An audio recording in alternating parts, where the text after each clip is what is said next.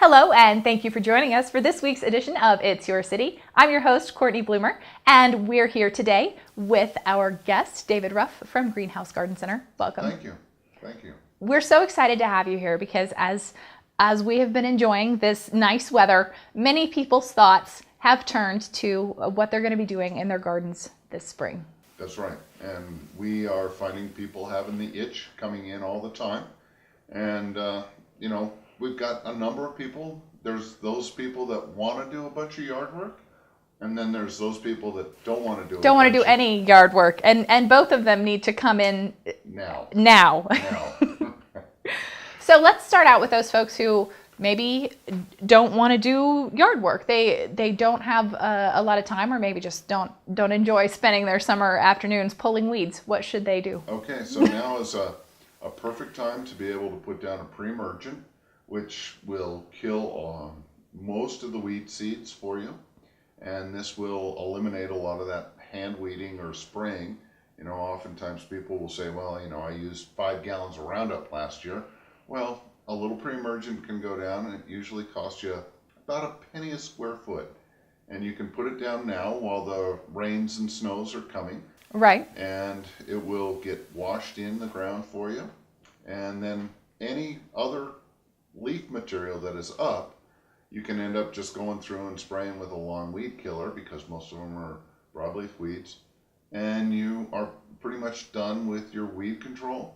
You can throw down fertilizer right now and put it around the plants, not at the trunks, okay, but out around.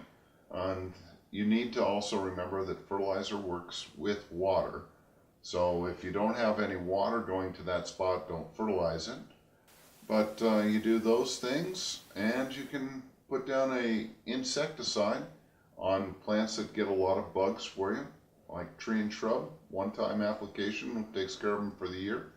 And those people that don't want to garden, those 3 things will eliminate probably 80% of the yard work that they have to do. Right. So the pre-emergent on the places where you don't want grass, the fertilizer on the places where you do. Want stumping below, yes. And then of course just treating just once for the insects, and you're done. And you're done. That sounds very easy.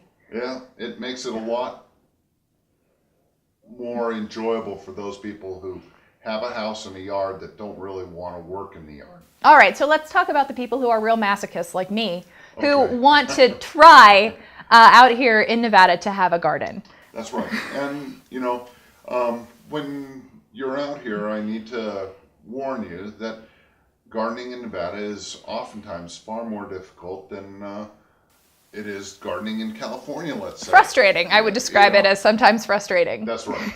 And so, we have usually a poor soil mix. We have no nutrients or fertilizer in our soil. Water is rare or infrequent or not at all. Or we've had a few years of pretty much not at all. That's right. And, so adding organics to the soil to build up the tilth or the health of the soil is huge for you. And, the more organics you can usually work into the soil at the very beginning, you will see a huge improvement on how well the plants do. You'll be able to water less, and you'll be able to fertilize less and get more benefit out of both of those items. And at the garden center, you guys have a lot of options of great organic material. We have a lot of options of great organic material. We are the area provider for First Full Circle Compost. So if there's people out there that are fans of that, this is the place to come in and pick it up now. We've got it in bulk and in bags, so it's easy, stop in and on your way. We have our own organics as far as a lot of different potting soils and amendments to add to the soil also.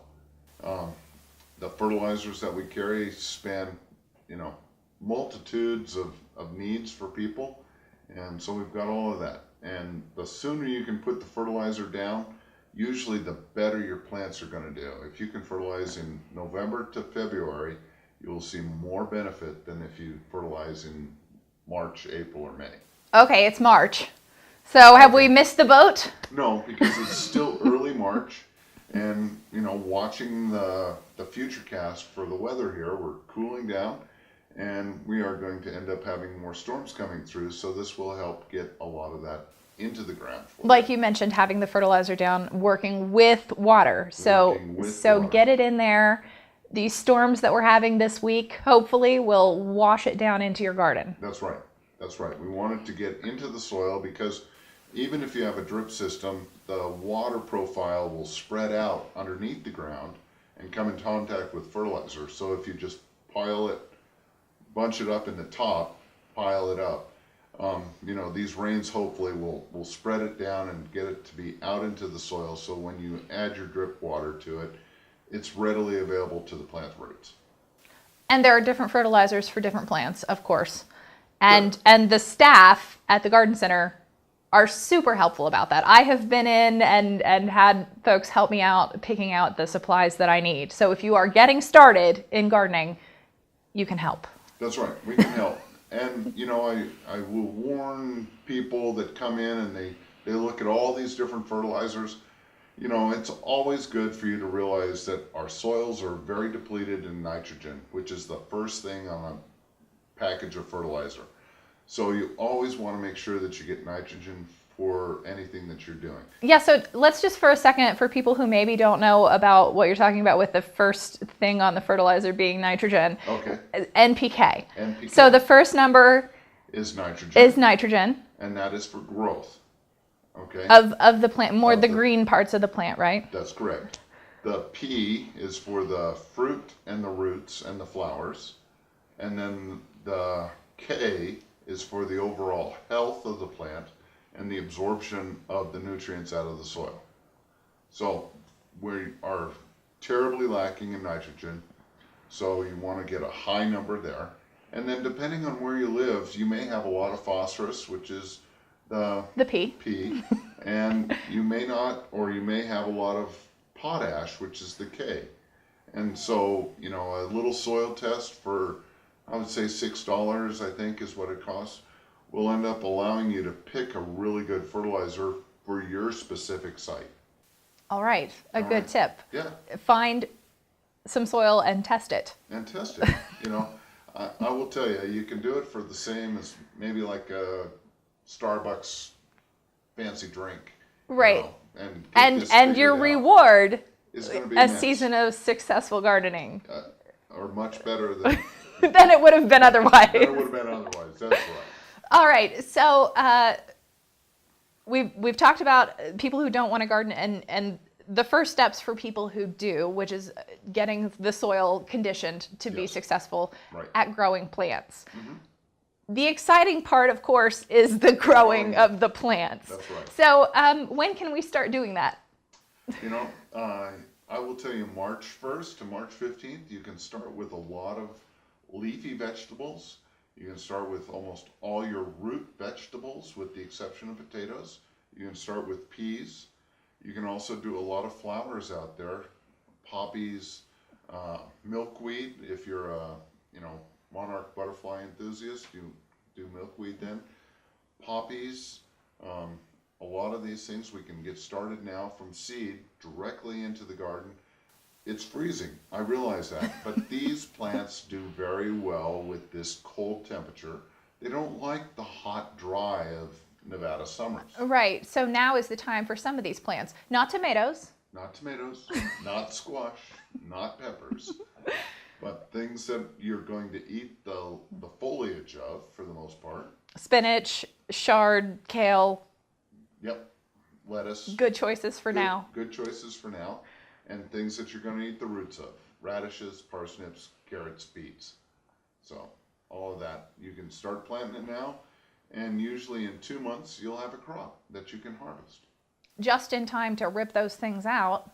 And then put in your tomatoes. Put in the your tomatoes and the peppers and the squash. eggplants and the squash. That's right. All right.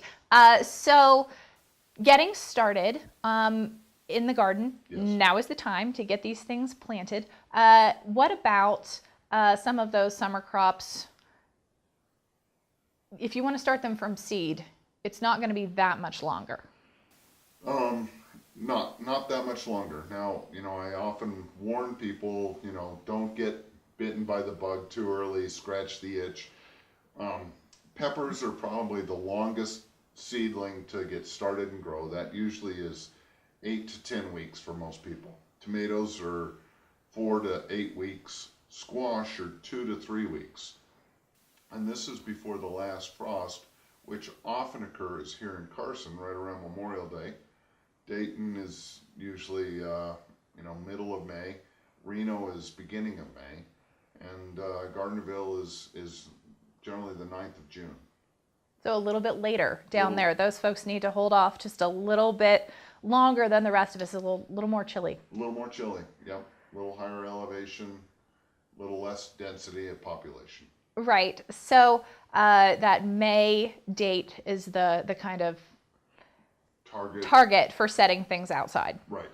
And so if you realize that, if it's going to freeze right around Memorial Day and you want to do tomatoes from seed, start them in your house, the 1st of May or the middle of April, and you'll be right on target for a nice sized plant that you can move without it being too leggy and, wimpy and falling over for you.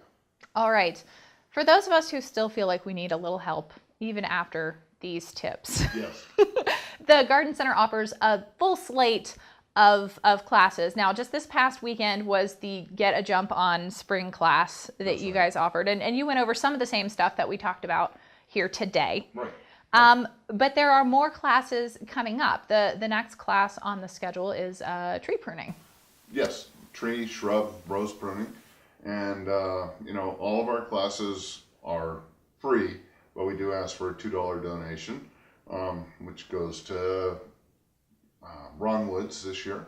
And so we do that. But, it's a donation. So you can come in.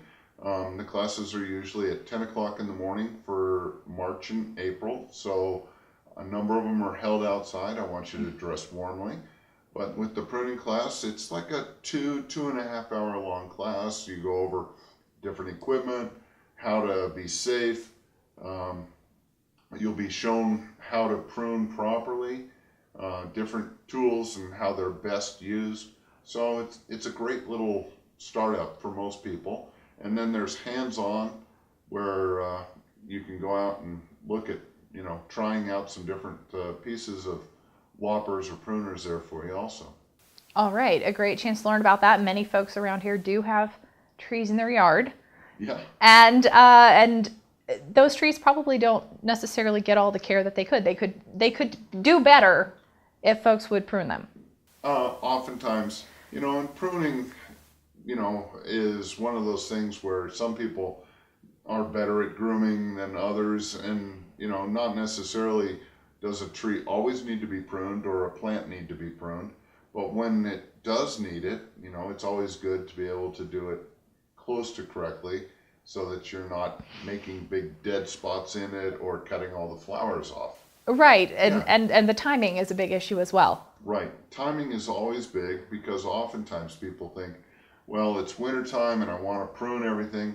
Well, when you prune in the wintertime, you cut off the flowers on your lilacs, you cut off the flowers on your quince, your forsythia, and you end up having a yard that has flowers for like a week, and then it's done in your neighbor's yard down the street that looks, a little more resplendent in its flowers. Right, and you're like, how is that happening? And it's usually just knowing how to prune properly. All right, so come to the pruning class. Come to the pruning class.